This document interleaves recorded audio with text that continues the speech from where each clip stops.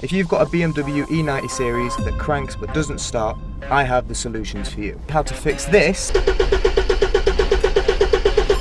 to make it work like this.